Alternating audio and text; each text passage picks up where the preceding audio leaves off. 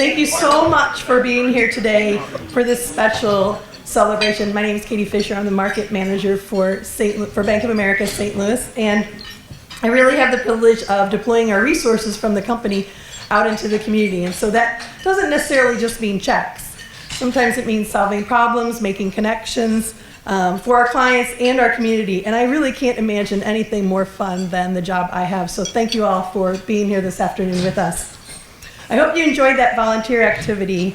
That was so special and so meaningful. And the thing I love is that 40 different nonprofits came together for one common purpose. And that one common purpose was to stuff 1,000 bags for the kids in our community with food that they need in backpacks with our partner Operation Food Search. So I'd like to thank Kristen Wild, Lucinda Perry, Katie Schneider, and Melissa Weissler from Operation Food Search for helping with today's effort. Thank you so much.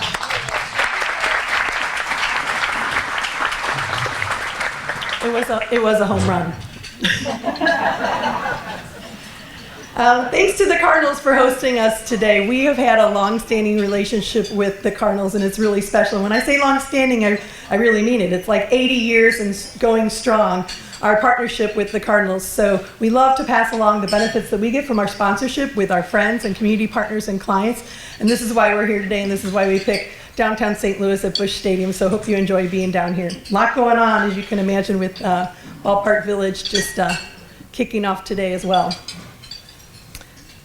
Before I introduce, before we get to Maryland and introduce our neighborhood builders for the year, I thought it would be a lot of fun since we're here at Busch Stadium, and the Cardinals are really an organization that have achieved great things and unified our region, that you'd want to hear a little bit about baseball since we're here in Busch Stadium. So I'm delighted to welcome current Cardinals pitcher Jordan Hicks and former Cardinals pitcher who may be off the mound, but thankfully not out of baseball, Rick Horton. And they're going to have a little conversation for us. Well, thank you. I appreciate that. And it is great to be here. And I do want to say, from the Cardinals' point of view, that we appreciate the partnership with Bank of America as well. And it's a long-standing partnership that means a lot. And, you know, the great deals are always win-win deals. And hopefully you getting a chance to hear from this gentleman on my left, more importantly than hearing from me, I hope that it's a meaningful part of your day. Cardinals had a good year this year. Does everybody agree with that? Good. So people in the house like us, I can tell that. That's good. So Central Division Championship, the Cardinals played October baseball again. They ran into the Washington Nationals at the wrong time, but it was a terrific year, a lot of great memories. And not only do we already have great memories from Jordan on my left, but we've got a lot of memories that will come from future things from this guy, because he is extraordinarily talented pitcher. What you probably know is that he throws a fastball harder than anybody in this room. Let me start with that. I defy you to say that you can throw the ball harder than him. But what you might not know is it's very possible that he throws a baseball harder than anybody who's ever lived on the planet Earth. And here he is, right next to him. 105 miles an hour. He has been clocked at 105.7, right?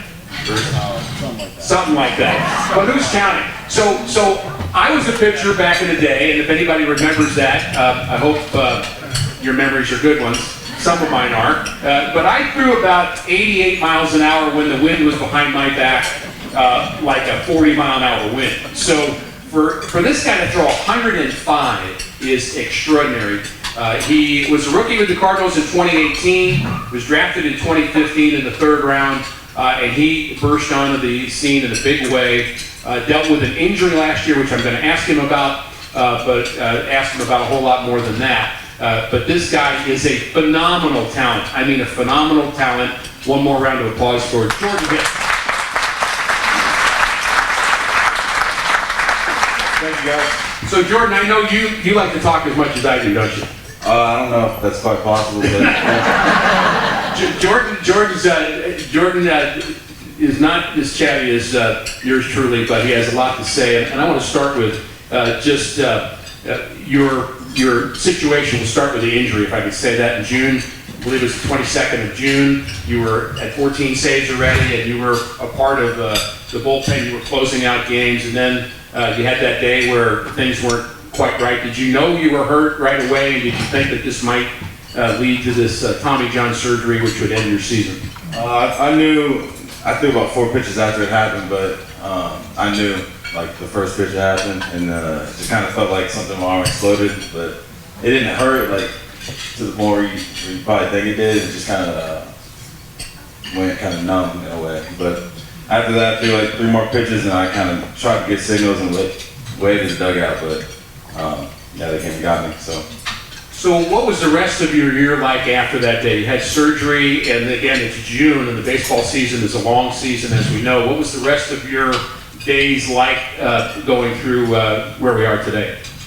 Well, as I was going off the field, I kind of knew my season was over, just like the way it felt. So I knew it was just going to be a long recovery, and just take it day by day, support my team, be there whenever I could, and just try to get the best emotional support I could. So. And a lot of rehab mixed in with that, I'm sure. Is that a daily thing for you?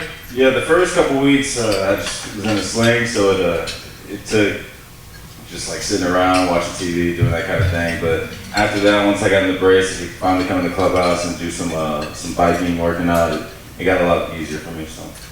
So the Cardinals are obviously saddened by your loss, but they find out that Carlos Martinez goes to the bullpen and tries to pick up the slack, and the team catches fire late in the year. You as a bystander, knowing that you really can't play till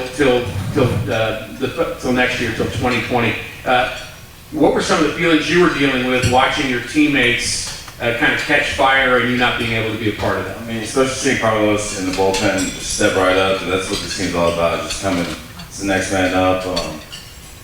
Same thing, a couple guys go down, Yachty goes down, Weir steps in, Kisner's in the backup, so it's just how it is. This team's, everybody's got each other's back. But for me, it's just all about being there and supporting the team, so just also taking it day by day and doing what I can. What are your hopes for 2020? 2020, just get healthy, throw a couple rehab games in the minor leagues, and then try to finish the year strong up here. You have a timetable yet? Do they have one with you? Of course, you have all kinds of experts. We want to see you sooner than later, but what are you expecting in terms of the timetable? Expecting probably like later on in the year, definitely after the All-Star break. Just probably out of the pen.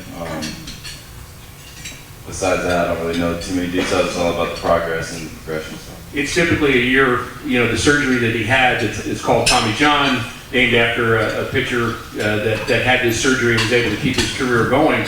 And seems like a lot of players get Tommy John now. It's not, if you have a shoulder injury, that's something a little scarier, but elbow injuries and Tommy John are really commonplace. Yeah, I feel like it's definitely common, especially in today's game and previous year's game also, but nowadays the success rate is just, it's unbelievable, so that's why everybody's so optimistic about having this surgery and the comeback. So what's not common is throwing 105 miles an hour. So you grew up in Houston, and obviously, baseball was your passion, but, is there any thought in your mind when you're a junior in high school that, I think I'm going to throw harder than anybody on the planet? And I mean, is that in your head, or where did that come from? That was not planned. It just kind of, I don't know, it just happened naturally. Going through the minor leagues, just steady progression of velocity. Every year, it seemed to grow like 2-3 miles per hour or so. And also, I feel like I was like a late bloomer. So at 18 years old, I'm 185 pounds.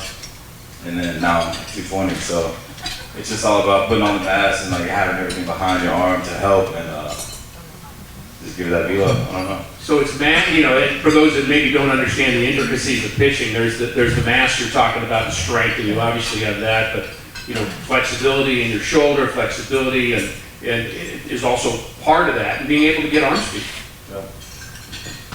I mean, it's just, it more comes natural for me. It's honestly more about my mechanics, just get my body to flow naturally together and everything come through together at the same time. So.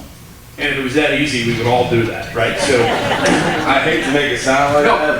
No, but that's not a bad place to be. You've told me before that that's and a lot of great athletes are that way. If you ask a great hitter, Yogi Berra is famous for that. How do you hit? How do you hit? He's a multiple year from St. Louis, multiple time World Series champion and All-Star, and just a great Yogi Berra. And he'd say, well, you just kind of stand there and you hit it. I mean, that's basically what he would say about hitting, and the simplicity of that, I think, has served you well. And when you're as a closer, you come in the ninth inning, game on the line every time you come in. Does that simplicity help you out? It definitely does. I think just trying to keep everything simple and just take it one pitch at a time, control your breathing, and just control what you can control, and that sets you up for the best situation in that scenario, especially being in the ninth inning. Just can't be very emotional. Just got to go out there, know the game's on the line, and your team's worked hard to put you in that position, so you just got to go out there and finish it up. 21 or 22? 23 now. 23, man. Don't they grow up quick? 23. But it is pretty amazing to think that as a 23-year-old, he is on, the Cardinals baseball stage is a pretty big stage for baseball. It is a well-followed Cardinal fan base is all over the place. Of course, being at the high levels, you may have been headed to an All-Star game. If you didn't hurt your arm, that was certainly a possibility. So that's a lot to expect for a 21, 22, or 23-year-old. I just always marvel at that, about how well thought out and how together these young athletes are. That's part of the training. It's not just the physical part. But one thing I would say is to find you, Jordan, that I know you talked about a little bit, going back to your high school time. You found out something as a junior in high school that might be somewhat debilitating for you. Why don't you tell that story about what you found out then? Yeah, so I'm type 1 diabetic. I don't know if anybody in here knew that, but I found out junior year, almost at the end of the year. It's April, end of the school year, not the end of the year, but yeah, so I found out I was type 1 diabetic at 17 years old, and it was a life change, but at the same time, I wasn't gonna let anything stop me from getting to this point, and that's why I try to tell all the kids that are type 1, I have a pretty big following with the type 1 diabetes, and I don't know, I feel like they all look up to me, so I just try to do the best I can for them. Were you looking up towards anybody at that point? Were the doctors telling you, or family telling you about players that were diabetics that were also competing as professional athletes or at higher levels? At the time, it was probably only Jay Cutler, and he was like a quarterback for the Broncos at the time, I'm pretty sure. But now, we got Brandon Morrow for the Cubs, me for the Cardinals, and then, there's not very many, but that's why I'm trying to get into that platform, I guess, to help other people. I've had the joy of meeting your mom, and I know you guys have a great relationship. Just what has her impact been on you along the way to getting where you are? She was there from day one. I tell you that. She never missed a practice. She was always there for me. So she's been a huge role of my success, and she'll continue to be here, I'm sure. So I'm surprised she's not here right now, honestly. It's a little known fact that most moms are with you since day one. I think that's actually, a biological reality. So being a Cardinal, you've been here now at the big league level a couple of years. You had a moment in spring training that some of you here may not know about when it was towards the end of spring training and you were pitching, I believe, against the Nationals. Or was it the Astros? It was the Nationals. It was the Nationals. Last game spring training. Yeah, the Nationals, by the way, they had a pretty good year this year, but he's pitching against the Nationals, and he just absolutely dominated a pretty good lineup, the Nationals. And there was thoughts about whether or not you'd make the team or not, and I'm told that Yadier Molina said, he's coming. If you want me here, he needs to be here because he's a special talent. So what has it been like to be nurtured in this Cardinal organization, and particularly with a guy like Yadier Molina, who is obviously the face of the franchise? The Cardinals do a great job just in the minor league system, first off, and then second off, whenever he's been around, so he sees the talent, and he saw me perform that one day, and he's like, okay, he can do that. If he can repeat that, then he needs to be on the team. And it was not just Yadi; it was a couple other guys that went and talked to the manager at the time, and I don't know who else they talk to, but it just shows that they want the best for this team and that they're gonna put their foot out there to make sure that happens. Yeah, you certainly could tell the difference because if you're catching 105 miles an hour, it probably hurts a little bit. So, but he was certainly knew there was something in you that was important. What have you learned about the Cardinal? I was starting to go there first about the Cardinal fan base in general. You obviously got to see that maybe a little differently this year. You and I were on Cardinal caravans, which go throughout the Midwest to towns where we talk about the upcoming season, and we had a blast with that until our bus broke down last year. But that was fun, wasn't it? Oh, that's crazy. It's the first day you saw me weather, and we're sitting halfway on the highway with the bus sticking out. First day you ever saw snow, as I recall. Yeah, like real snow. Yeah. Well, you saw it all right. But so the caravan, but again, being off so much. What about the Cardinal fan base, the Cardinal history? What are some things you've learned about Jordan about what it means to be a Cardinal? First off, the support is unreal, especially after the injury. Just the amount of fan support I've gotten, like, oh, we can't wait to have you back, all this stuff. Yeah, it's amazing. But the history it tells itself. Like, the fan base is amazing. 40,000 every night. You can't ask for anything better. We go from stadium to stadium, play in front of not even half of that most times. So it really is truly amazing to have this fan base in St. Louis. One thing I've noticed over time, and I've been with the Cardinals off and on, but mostly on since 1984, and one of the things I've learned about St. Louis, or just about the Cardinal fan base, is that we all think, I mean, it's more like a college town and more like a high school, more like your buddies are playing. I mean, it's a community thing. I was on a national radio show today, and they talked about the continuity. The Cardinals extended a lot of the contracts of the manager, the coaches, general manager, etc. And my comment was that St. Louis fan base loves continuity because it's family, it's us. And so I think that's true with the partnerships that we have, the corporate partnerships, the 40,000 people that come out here. It's like you're rooting for your next door neighbor, not some mercenary that comes into town, you pay them, and then they vamonos. I mean, it's our guys. And so do you feel that yet? I mean, that's taken me a long time to understand the difference between not just 40,000 people here, but it's more like a very large high school connection with the fan base. They're going to love you, good, bad, or indifferent. On days you have bad days, they're going to love you. Do you feel that? Most definitely. Like, I'll go to a restaurant after a bad game. I got to go somewhere to eat. So I mean, they still welcome me with open arms. Honestly, like I said, it's amazing. But I never had that just before in my life. So being here and being at my age and getting that hospitality from people I've never met, and it's like family, like you said. Well, I know the fan base loves you because I hear that every place I go.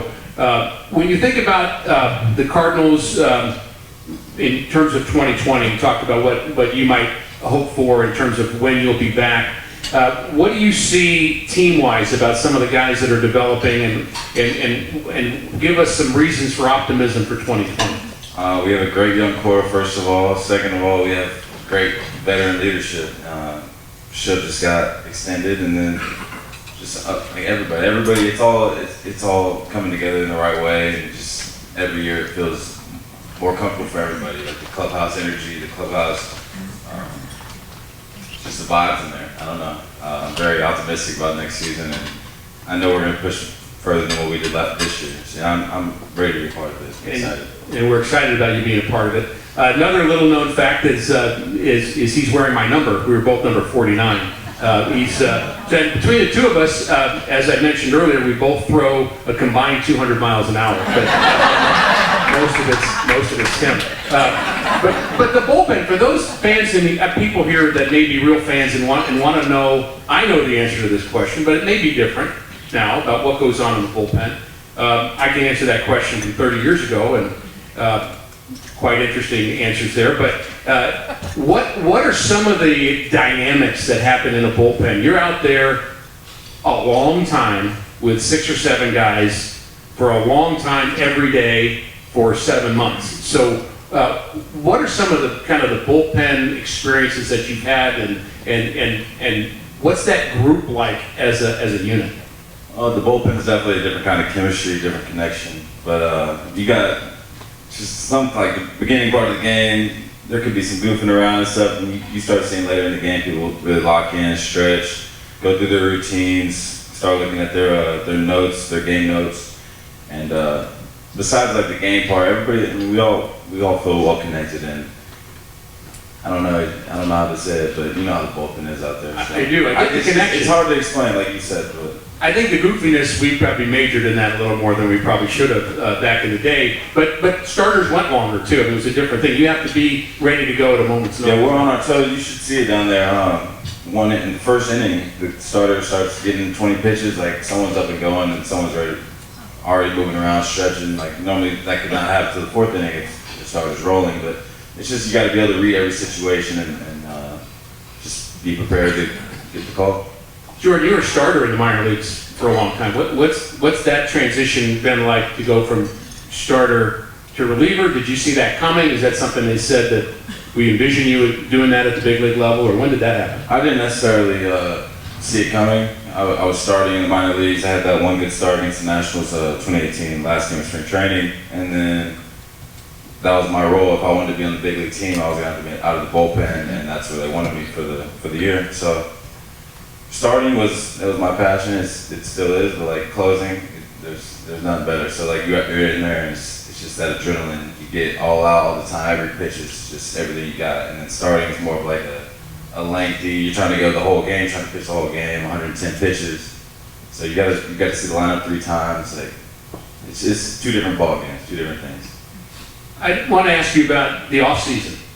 Your off season is a little bit different because you're still rehabbing. But if you think about the normal off season for a big league player, when does it start to kick in to where you're thinking about getting not into shape, but you never really get out of it? But when do you start pushing harder? When you start throwing? What's kind of the normal? If you're having a normal off season, what would you be doing today? Well, hopefully the normal off season is always going to be this, where we went deep in the playoffs and it's a shorter off season. But we like that. I'm not going to be able to experience that this year, but I think. On a normal off season like this, I'll probably start throwing like around end of December, especially like going so deep into October. Probably start lifting around now if the season did when it did, and just start my throwing progressions around end of December, going into January into spring training, and then just try to come into spring training in the best shape that I can be and with my arm in the right place. Okay, I'm going to give you a little test here about your teammates, and it won't get back to them because this is, what goes on at Bank of America events that stays there. So just give maybe one word or a short little phrase that you would use to describe some of your teammates, and whatever kind of pops into your head. So this is kind of like we're doing a game show here. So Adam Wainwright. What would you say about Adam Wainwright in a word or two? Probably one of the funniest guys I know. So. Okay, funny dude. Okay. Colton Wong. Athletic. Yadier Molina. You need in English or Spanish, doesn't matter. He's a great guy. He's a great leader. Nobody wants. You don't want anyone else back there. When you're pitching, Yadi's that guy. You want him back there at all times. Carlos Martinez. Wow. Yeah, he is. He is. He loves that fun. He really does. One of my favorite things every day getting on the bus is wanting to see what he's wearing. And actually Harrison Bader's a little bit like that too. Yeah, they both are. And I actually. And you got it too. I'm still mean to dish you there. So, Jack Flaherty. Speaking of good dressers, calm. He's a calm guy. He's also very intense, but he's a great teammate. Let me ask you about that. So that raises a thought. We want every athlete to show their passion, but Jack does it in a different way, doesn't it? I mean, calm's a good word for him. Yeah. And is that just a matter of one player's natural personality versus another? How you get to that point? I think that he's got like that. I don't know. He's just that intense. Like even when he's working out, it's just like very specific, very like detailed. I would say like we're very different. For me, it's like I'm very detailed, but also like I can lose focus and just come back. But he's just all in all the time. I don't know. I don't know how to explain it, but it's a great quality to have. It seems like his preparation is pretty methodical. I mean, even just to watch the way he stretches, I can almost picture exactly what he's going to do, you know, with his arms. I mean, that's part of the process, because, you know, you're out there for, and for you, thinking about the job of being a relief pitcher, he's out there for, if you do your job well, 10 to 12 to 15 pitches, right? And so you're out there for 5 minutes. Exactly. And you're at the ballpark for how long? The whole game, and when I get there, probably like 8, 9 hours. Okay, 9 hours and you got 5 minutes, you better be good. Exactly, yeah. So you better be prepared. But the other 8 hours plus are meant to prepare you for that. And so have you ever had that experience of being underprepared for a game? Just, I mean, if you want to share that with the rest of the group here. I mean, where you just knew, you know what, I need to get better at that, and I see the value of it. I've got one of those moments I'll share with you. Let me hear yours first. Okay. I can promise you, you're not going to top mine. I was pitching in Houston, which is your hometown, and I was in the bullpen. I was told that I wasn't going to pitch that day, so I was down there goofing off, you know, telling joke, whatever. And our pitcher got in trouble in the first inning, and the phone rang, and said, "Well, that's not for me," and it was. And I went, "Oh my goodness!" So I got up. And the pitcher was out, like he threw 6 more pitches out of the strike, 2 more walks, boom, boom, boom. I'm in the game, and I'm like not ready to be in the game. So I get to the mound, and I'm now physically ready, but mentally I'm not. And I look at the guy who's coming to the plate, who I wasn't even sure who I was facing yet. So I looked at him and I said, "Well, that's their pitcher. That's Mike Scott, who's a pitcher and he can't hit." So I was like, "Well, at least, okay, I'm not ready, but at least I'm pitching to the pitcher." So I threw a pitch right down the middle, strike one, and Mike Scott hit a grand slam home run on it. But here's the best part of the story. He's rounding first, rounding second, rounding third. He gets to home plate, and he's high-fiving everybody. And I look on his back. It's not Mike Scott. It's their catcher, Mark Bailey. We hadn't got to the pitcher spot yet. He was actually their catcher who just hit. I gave up a grand slam home run to a guy I didn't know I was facing. That's bad. That's bad. So if you ever see Whitey Herzog, don't tell him I said that. So I assume you haven't had a moment like that, but did you ever? I assume you have to learn from mistakes, and everybody makes it. Yeah, I mean, you should always learn from every mistake you make, obviously. But yeah, I mean, I try to be prepared in every situation, especially being like up here and at this age. They want you, like, it's not they, but like people will kind of like just expect you to fail. So like you gotta be prepared not to fail. Just be prepared for every situation that's gonna come your way. And it's not anybody on Cardinals. It's just other people from the outside that look in and, "Oh, he's too young. He's not gonna be able to get this done." Well, if I come prepared and I do the things I gotta do, then I will. So. Well, we look forward to you being prepared. Not 162 games next year, but for a lot of years. And if I could just ask you to close with one thought about what will be, and this, I'll let him have the last word here. What would be a great career for Jordan Hicks? What do you want out there? I mean, you got to the big leagues. You throw the ball faster than everybody in this room and on the planet, and anybody who's ever lived. So that's pretty good. But what is next? What do you want out there out of your baseball career? Definitely want some championships, durability, health. I want to stay healthy. I want to play a long time. I want to play 15 years. So 15 years and 5 championships. So Everybody okay with that? Jordan Hicks.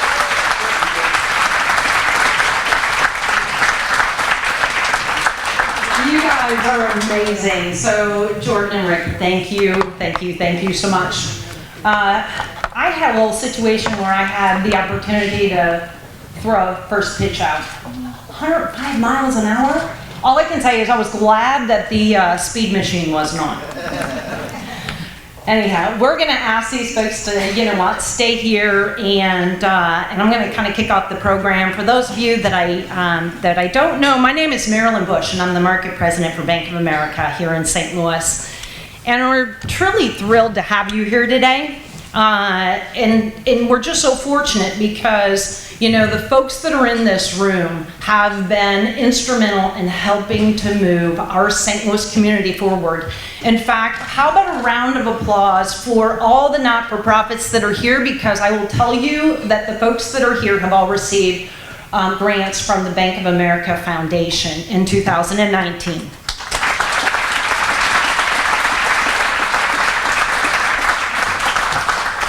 So what would you like the power to do? You hear us asking that question quite a lot. And in fact, I've received a lot of thoughtful responses.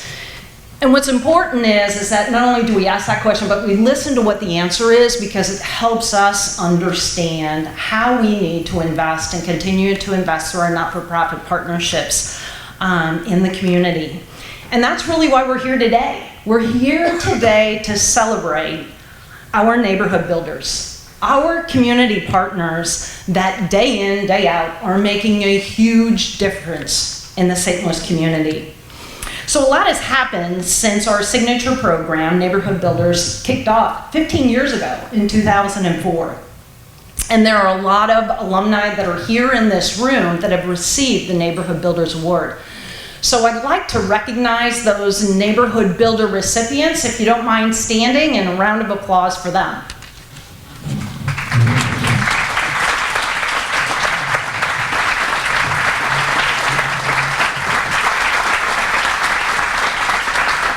It's truly great work. So we're also honored to work with a number of community leaders, and those community leaders help us decide, based on their work that they're doing in the community, who our neighborhood builders should be. So I want to give a special shout out and thanks to our Neighborhood Builders Local Market Selection Committee. Adrienne Bracey, who is the CEO of the YWCA. Mike McCarthy, who's president of Terminal Railroad Association of St. Louis. Mike, I know you're here. And Brian Russell, who is the Director of Corporate and Foundation Relations, Donald Danforth Plant and Science Center. So through our Neighborhood Builders program at Bank of America, we have partnered with 23 not-for-profits, and for a total of $4.6 million since the program started 14 years ago. Or 15 years ago. So today, what's truly exciting is that we're gonna add and give away another $400,000. So that means we have this year 2 Neighborhood Builder grant recipients. Bank of America's performance is really at an all-time high. And we are a company that is not just about profit, but it is about purpose. And it's about investing in the things that are important, not only in our clients and our teammates, but also in the community as well. And so again, we're certainly proud today to kind of kick off our Neighborhood Builders and make this announcement. And here's the way we look at it. If our communities are doing well, guess what? We're doing well. So in order to provide a little bit of perspective about the Neighborhood Builders grant, I'm going to ask Adrienne Bracey, CEO of the YWCA, to come on up and share with us her experience, because they were our 2018 Neighborhood Builders Grant recipients. So Adrienne, I know you're here, come on up.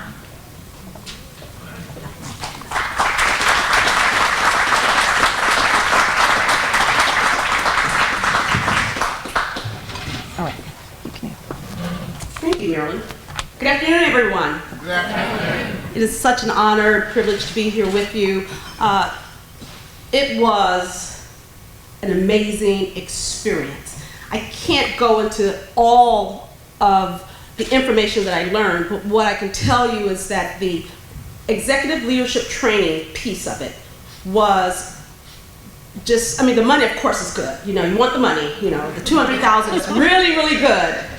But the executive training was really amazing. We had an opportunity to fellowship with, I think it was about 66 of us twice this year, and we kept in touch. And the big thing that I learned, well, I've learned a lot, but the importance of social enterprise. So for all of my colleagues out there, you've got to find a way to make some earned income. So that's the one thing that I'm really going to be really focused on coming up this next year is that, I mean, there are a lot of other things that I learned, but we also had an emerging leader, Nicole Griffin, and so I think she has probably a word to say to you. A word or two.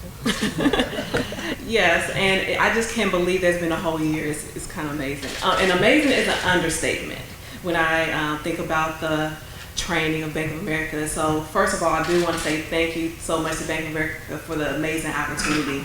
And just like Adrian has said, it's not a lot that I can say. There's so much I can't say. I don't even have the time for you to say it. But however, one thing that I would say to the new emerging leaders is to be a sponge.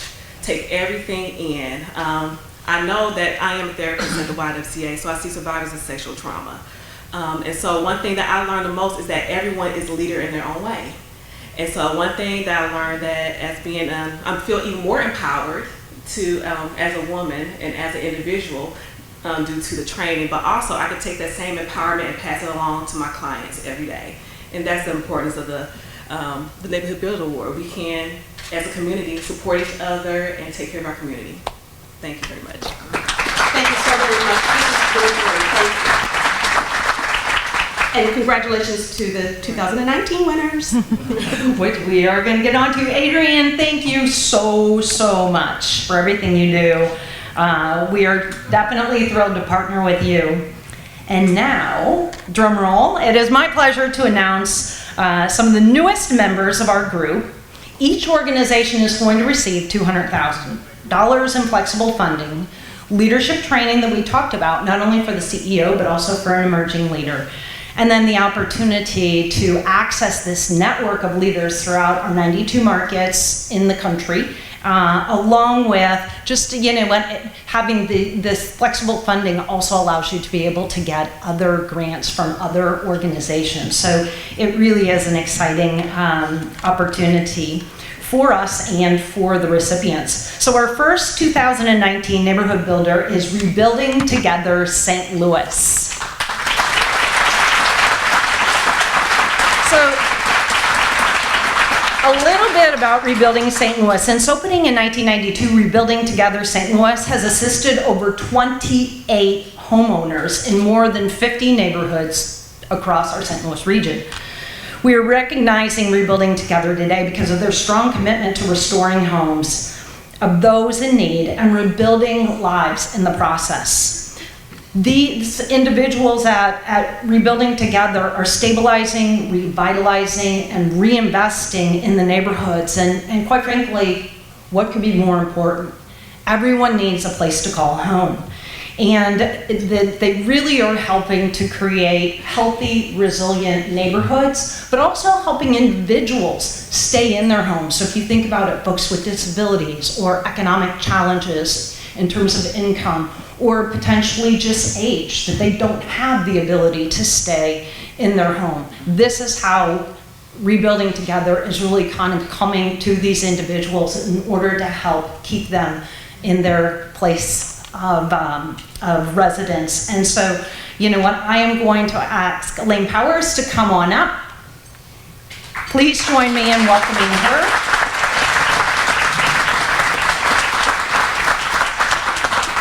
Congratulations. Thank you. Thank you. Well, on behalf of everyone at Rebuilding Together, we just want to express our extreme thanks to Bank of America for selecting us to be a part of the Neighborhood Builder Program this year. It will really help us to build our capacity to help more homeowners in a more meaningful way. And I have to say personally, I'm super excited about the professional development opportunities and getting to develop a cohort of executive directors from around the country, as well as connecting with more directors right here in St. Louis. And then our development director, Cheryl Reel, will also be participating in the leadership development as well. We do have our whole staff here today, so I want to recognize them. They're all sitting over here, and our board president, Barry Upchurch, is here as well. Very good. So can you come on over? We need to get the checks, or we want to do that? Let's Do it at the end? Okay, we will do it at the end, and we will definitely get pictures. All right, another round of applause for Rebuilding Together. Okay, so our second 2019 Neighborhood Builders is Arch Grants. So round of applause for Arch Grants. As many of us know here in St. Louis, Arch Grants is working towards building a strong local economy by providing grants and pro bono services to entrepreneurs who choose to locate their businesses in St. Louis.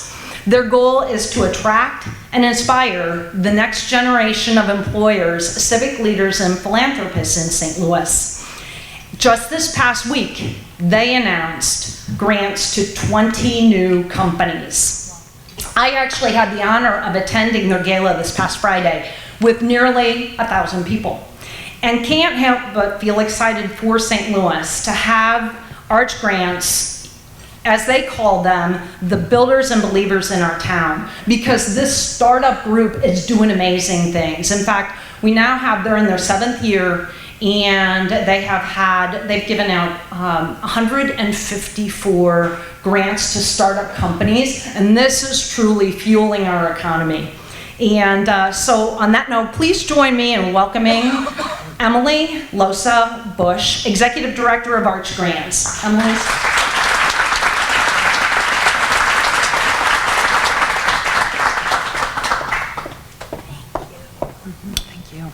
Thank you so much. And I have to call out, because everywhere I go, if I can plug one of our entrepreneurs, I will, that Marilyn is wearing Audra today, who is one of our 2019 cohort founders.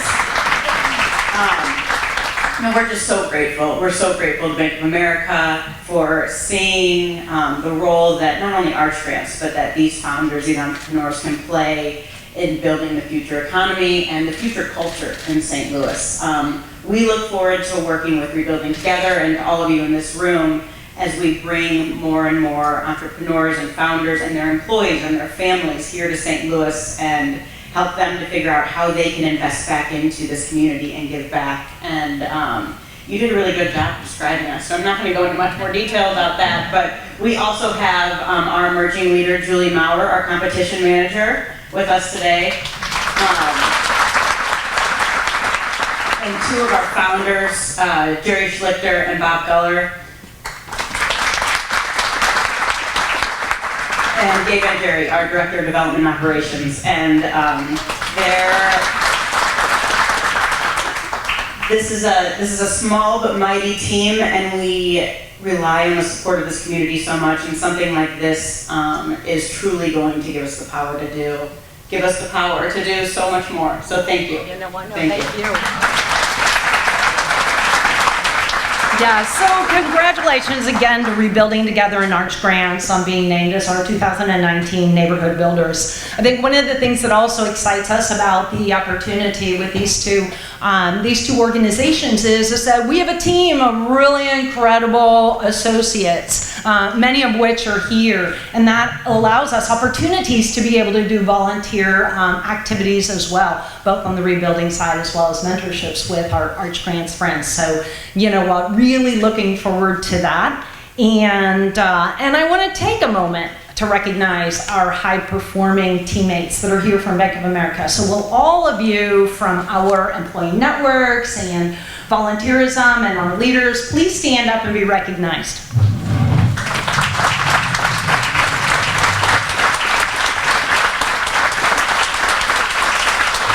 Yeah, thank you. I mean, it takes a team, and we have an incredible team, one that I am so proud of at Bank of America. And quite frankly, here's the deal. Every single person in this room is a doer.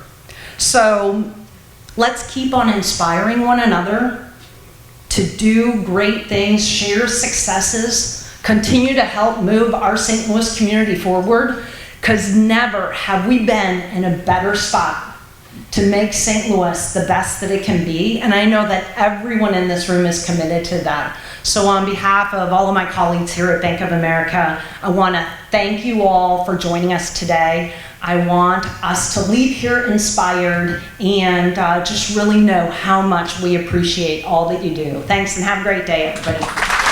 So today we're celebrating our Neighborhood Builder Grant recipients.